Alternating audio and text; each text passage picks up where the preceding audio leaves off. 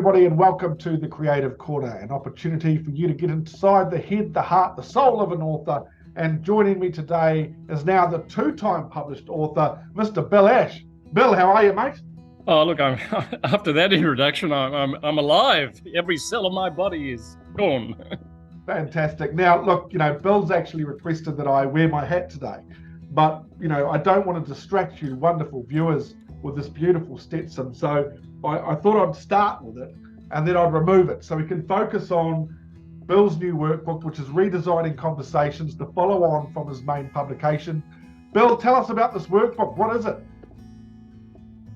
Well, I've just realized it's amazing. I've come up with the idea that it was really born out of the Montessori education philosophy. Help me to help myself, or help me to do it myself. And our 4 children went to a Montessori primary school. And that's really what it's about. And it's a series of questions. And I guess it's born out of that oft-quoted Einstein comment. If you have an hour to solve a problem, spend the first 55 minutes finding the right question. So that's really what the book's about, are questions. And I call it self-coaching questions, and I put in exercises, case studies, and a brief discussion of each topic, but only really brief. It's self-coaching, but it's also questions that, like a parent or a leader or a teacher could take into the classroom or workplace and throw a book at the class, for instance, a teacher could, and have a student take a chapter and facilitate a discussion with those questions. So that's what it's about. And if I could just say one more thing, I think it's a theme of my book and a theme of this workbook is there's so much in our unknown. We have amazing skills that we're not always aware of. And just why I wrote the book, I realize now it was the Montessori philosophy that's within me. And I now realize that. And these questions assist in you noticing what's within you and what's around you, and deepening your noticing. So that's what it's about. That's fantastic. So when we look at the main book, Redesigning Conversations, and, published, it's been doing well. The content's obviously a follow-on from that book. The workbook content is a follow-on. I remember us talking about how so much was left out of that first book.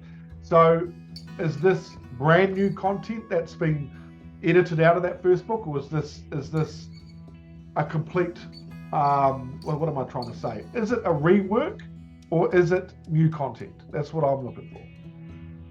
Well, it may be the lawyer in me or the politician, not that it's both in a sense. Right. The book is more a narrative. We all learn differently, and people love stories and narratives. This is self-contained. And maybe to give an example, the first chapter is titled Key Terms. And basically I go through a lot of the terms I used in the book, but some additional ones taken out of ontological coaching, if you like, solution-focused coaching, but simplifying them because it's all very simple concepts. So you don't need to buy the first book to No, but hey, good idea. No, you don't.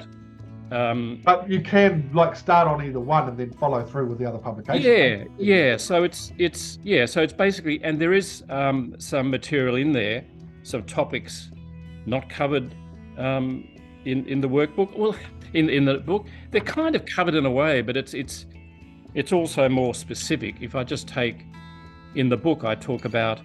I've got a chapter on naming conversations, for instance, because language is so important. What we call something.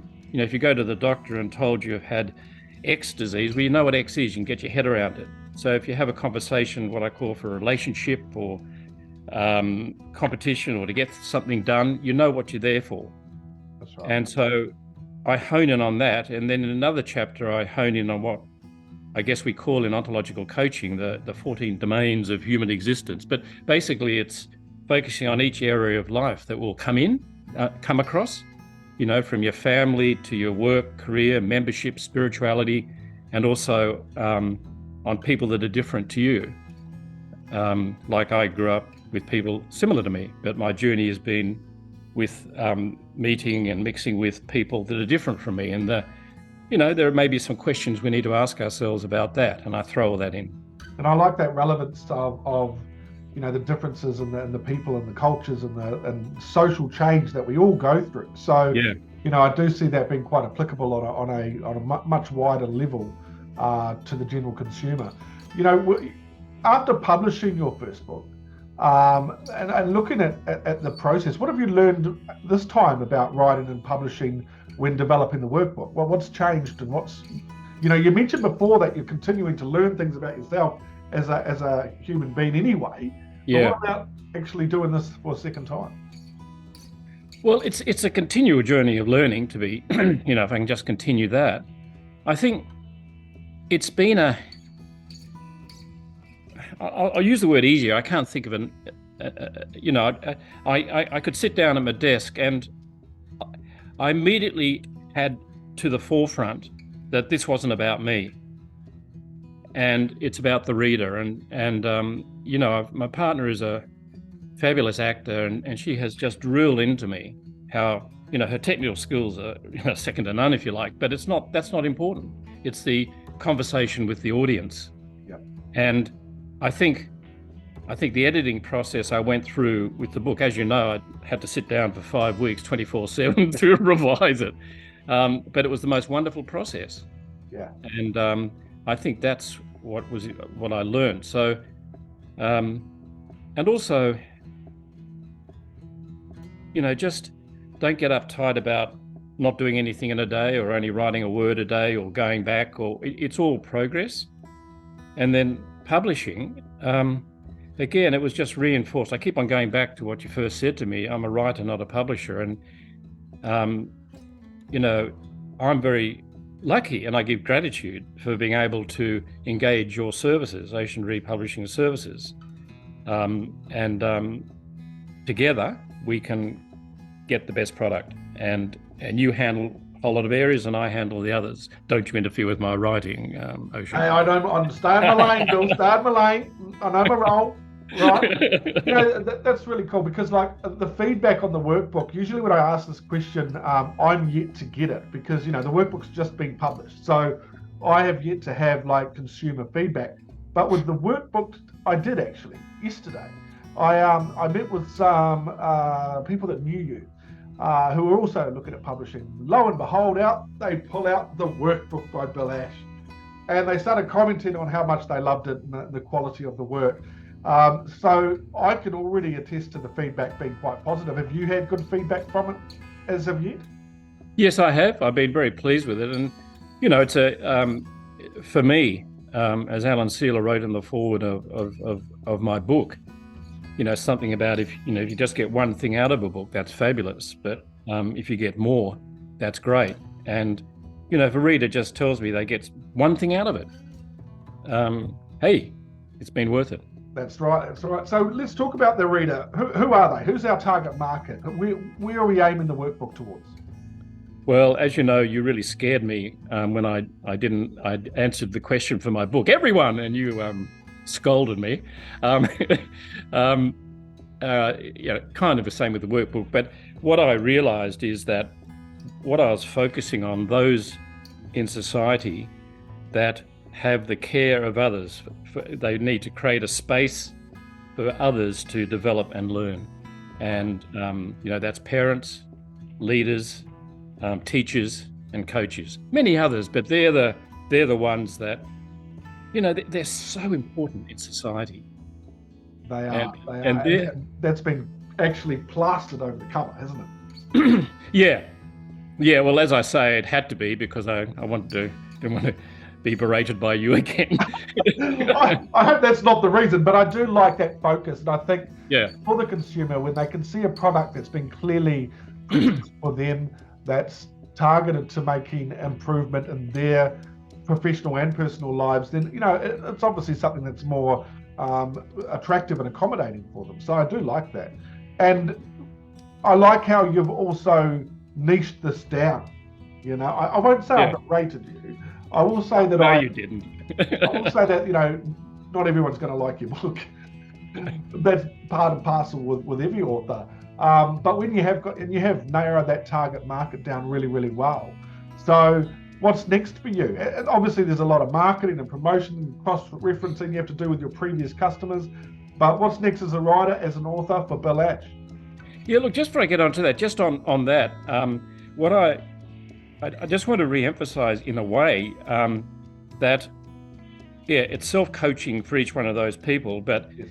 they can't perform their roles, if you like, adequately unless they're healthy, if I'm a parent, healthy, but also they can then take the book into their around the family table, have some fun answering the questions. So it can go out like that.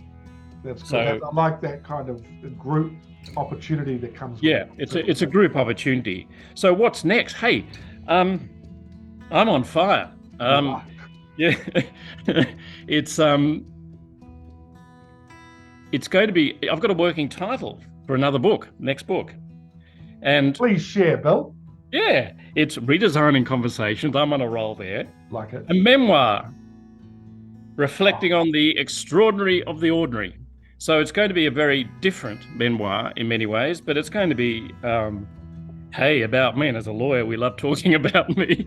But, actually, I find that, a little bit off the line, because another friend of yours, who I encouraged to write his memoir, doesn't like talking about himself at all, and he's an ex-lawyer. So what is it with you guys? I think you writing your story is a great follow-on from such a comprehensive dual set as Redesigning Conversations and now the workbook. And I think that, again, it'll be a constant area of learning for you as you go back in time and start reliving part of Bill Ash's life. That's exciting, isn't it? Oh yeah, it is exciting, and already when I've thought about things, and this is why I love the title Redesigning Conversations. I've redesigned some of my conversations around events in my life already that I've been thinking of. And, we reflect on things and we reflect, I wish I hadn't done that or whatever. But when you reflect on it, you may come up with a whole lot of different answers. And so that's what it's about. It may be, it's going to be a working memoir. Yeah, well, you're not finished yet, Bill. Yeah. Hey, I've as I said, writing, if it is all about me, the writing experience has taken that out of me. So yeah, look, I mean, you were right with what you said before, and what your partner said about being in the acting community.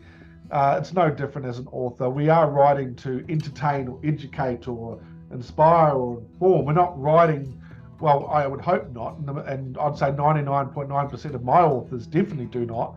We're not writing for our own ego, and we're not writing to tick a box. We're actually writing to achieve something for other people, and you're a testament to that, Bill. You've shown that throughout the journey of working with us on the first book, and you've continued that as you've brought the workbook to life. So I do commend you for showing your growth in this, because hey, it's not easy publishing one book, let alone two.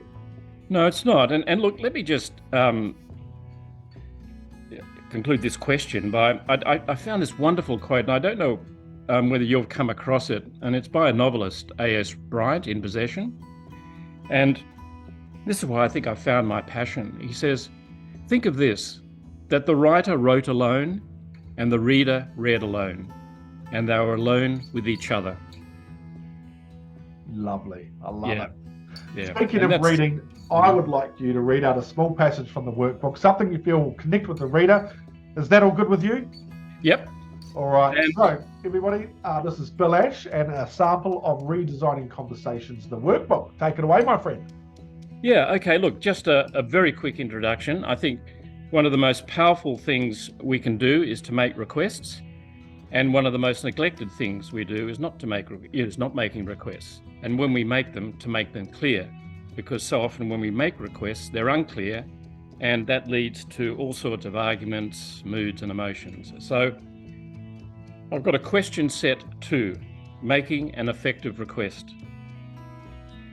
Are the requestor and the requestee on the same page as to the why?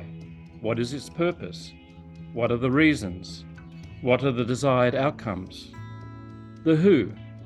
Is the requestor making the request on behalf of another? Is the requestee accepting the request on behalf of another? Does the requestee need support? The what? What is the issue? Is everything covered? What is missing? The how. Does the request set out the criteria, standards, and quality required? Does the requestee understand the terms and terminology used? The when. Does the request have a time frame? The context. Why is the requestor making the request? For example, should another person in the organisation be making it? If the request is made for another person in the organisation, is it clear what that person's why is? For example, if I make a request on behalf of my boss, do I understand their why? When the request is made, are the requestor and requestee in an appropriate mood to understand what it takes to make the request effective? I've got to comment on that one. That is so important, the moods of the meeting. Next question. Does the request take account of the nature of the relationship between the requestor and requestee? For example, their power relationship. And again, so important. So that's a question set, and that's typical of the kind of question sets I have. And it highlights the fact that you are a leader in your field, mate. You're given that ability for people to reflect in ways that they probably would never have considered. And when you hear that question set, I'm running through scenarios in my head. I'm going, okay, this is a really good way to look at those sort of requests. So well done. I'm impressed. I did it just for that, patient. Well, Bill, I want to thank you so much for joining me on the Creative Corner, sharing your insight on the workbook. Congratulations again for becoming a published author, and I'm looking forward to the memoir. Thank you. It'll be out in 3 weeks. We can all dream, my friend.